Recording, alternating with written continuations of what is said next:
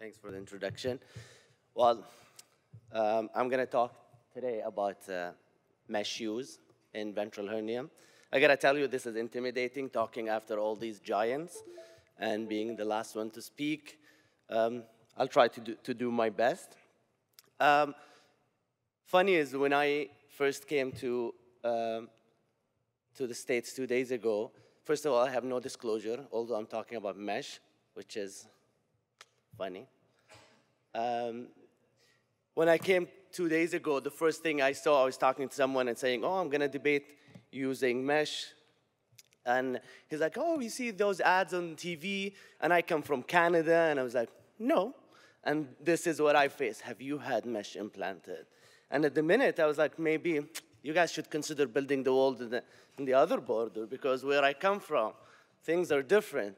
And then I asked one of the expert surgeons, I'm like, hey, maybe I don't have enough experience. Have you had any patient who said absolutely no mesh? She's like, maybe one or two. And I was like, okay, this is going to be interesting.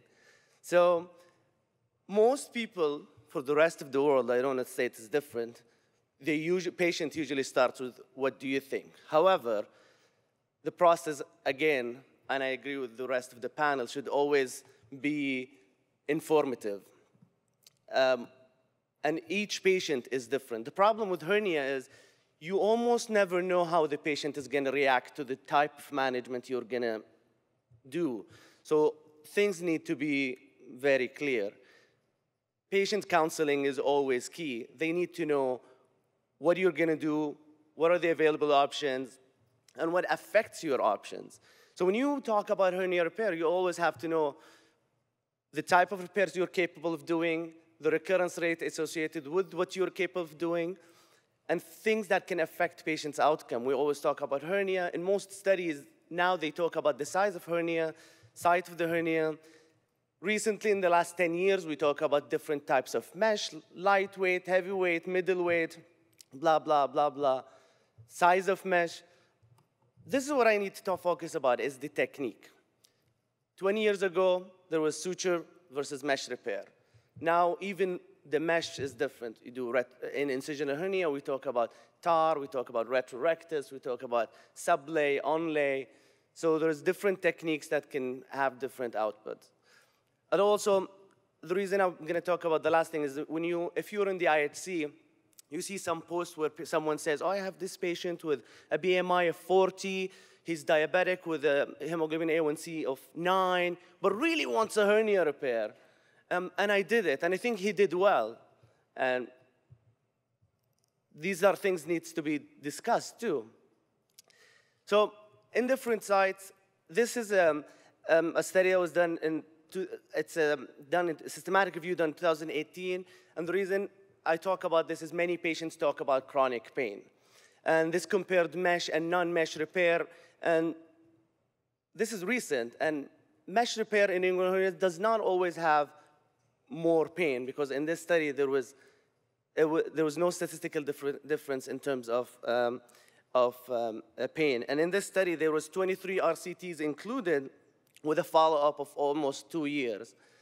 Another Cochrane database in 2013, also about inguinal hernia, that discusses recurrence, but compares lightweight and heavy weights, which is important because lightweight did better in terms of pain and outcome. And I'm just only pointing out some points that shows you that all these techniques make a difference.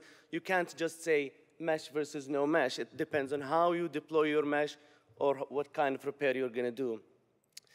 I like this study. I know it was mentioned earlier, but this is an RCT published in The Lancet, and it's 300 patients, 150 patients with mesh, 150 patients in the non-mesh group, 24 months median follow-up.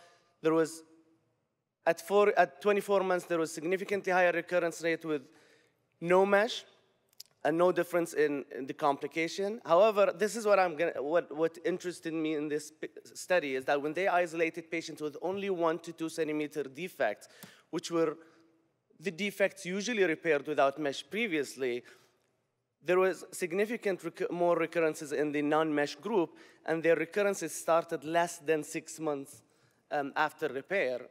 These are quick recurrences. And you see the difference is bigger in bigger defects. Again, at 2 years, there was no difference in complications. Now, I think the more of a gray zone is the incisional hernia. In the incisional hernia, this is a study that changed practice in 2004, which is a long-term follow-up after RCTs.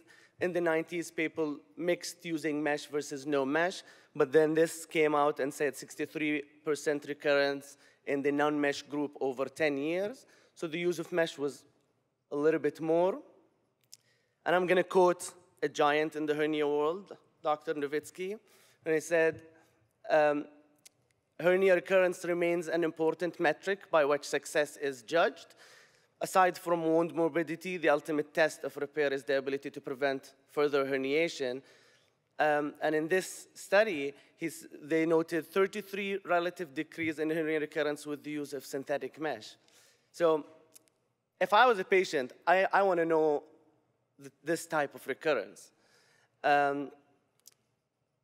This is another study from the American Journal of Surgery in 2008, I think, where the recurrence was more with the onlay repair compared to sublay. This is, again, I'm only pointing out how the technique you choose influences the outcome of the patient. It's not as simple as mesh repair versus non-mesh repair.